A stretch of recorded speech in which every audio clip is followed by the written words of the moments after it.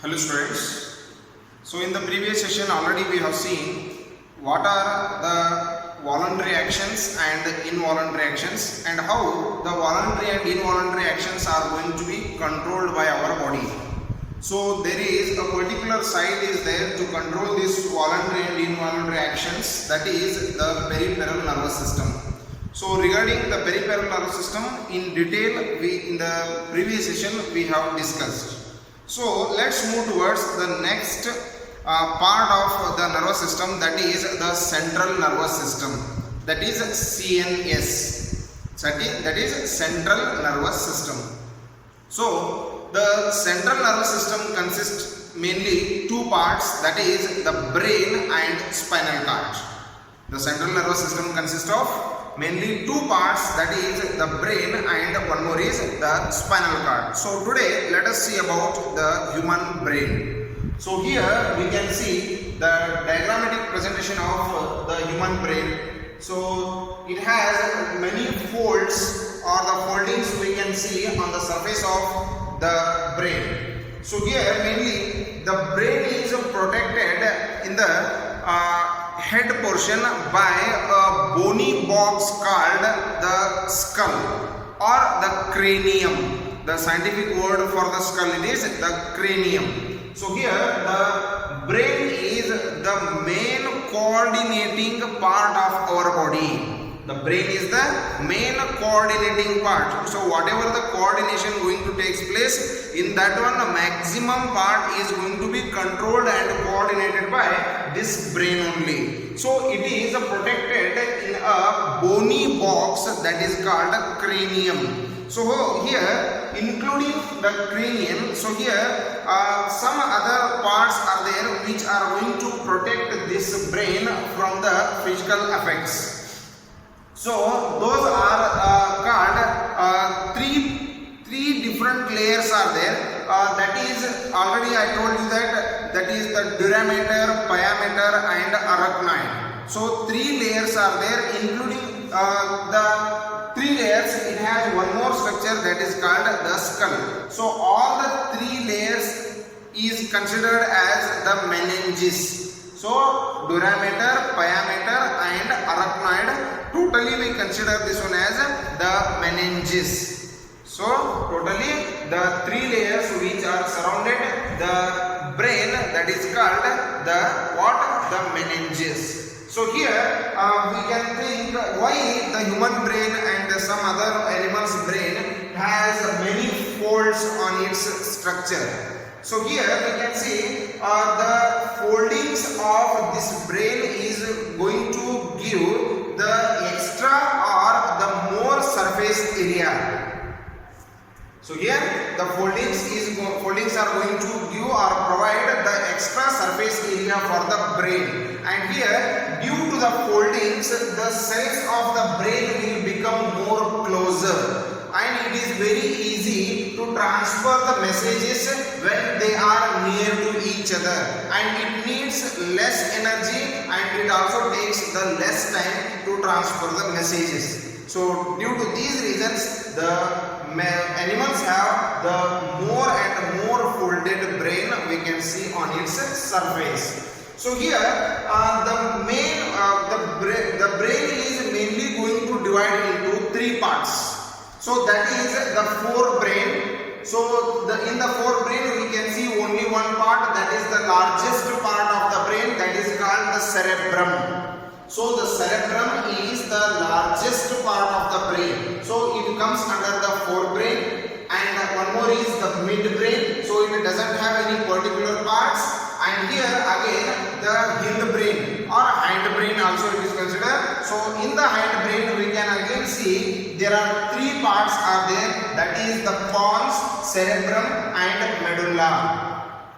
So brain has mainly three parts, that is forebrain, midbrain and hindbrain. So in the forebrain we can see the largest part, that is the forebrain, that is cerebrum. And in the second one is the midbrain. So it doesn't have any particular parts. The midbrain is only the part.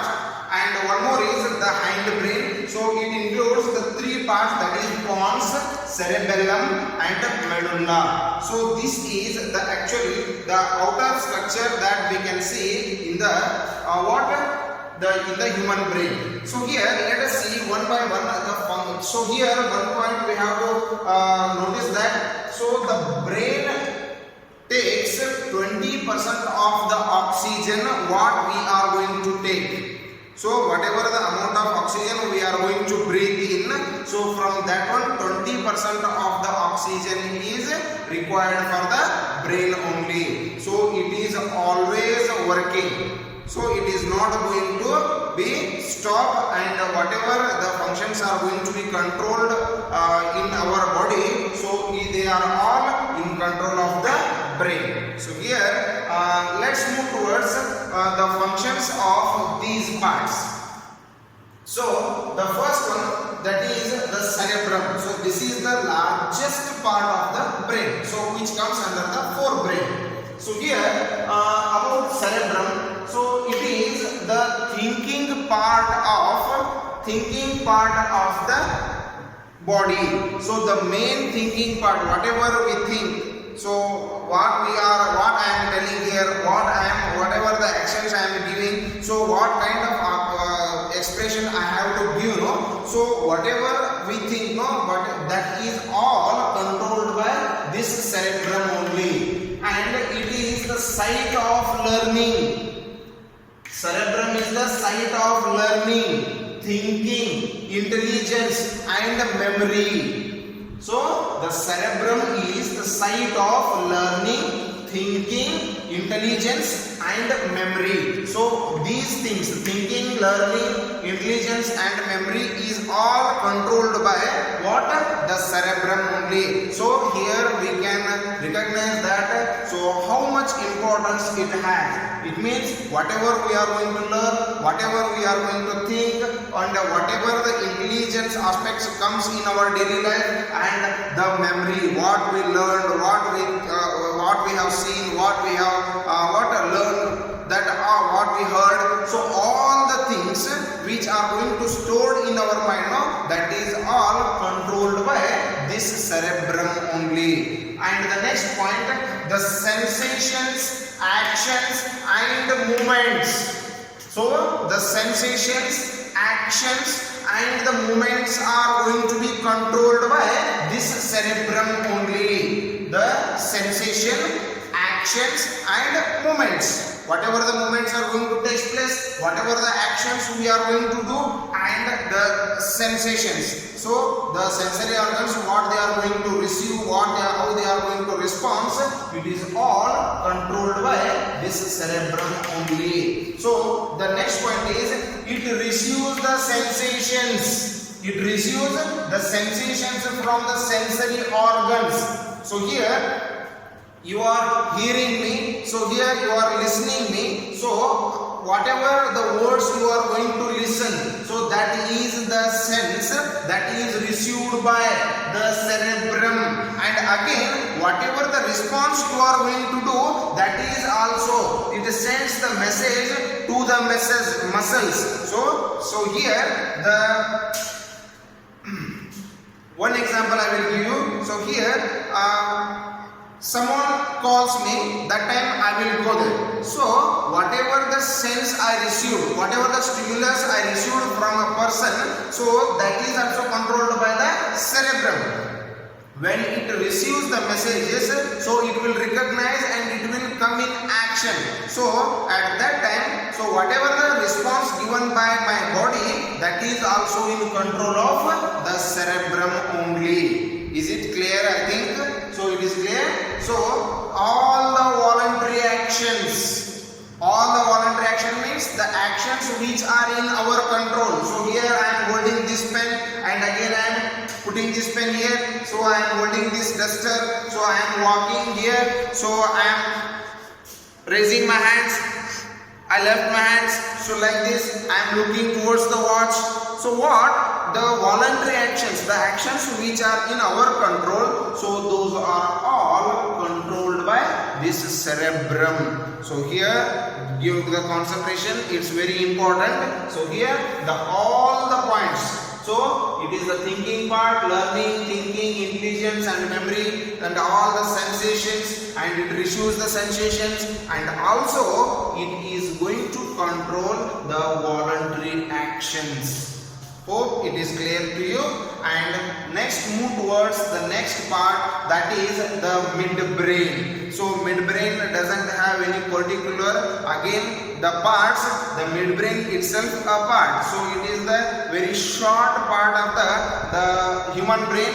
So here it is also going to play a very important role in the control and coordination of the human body.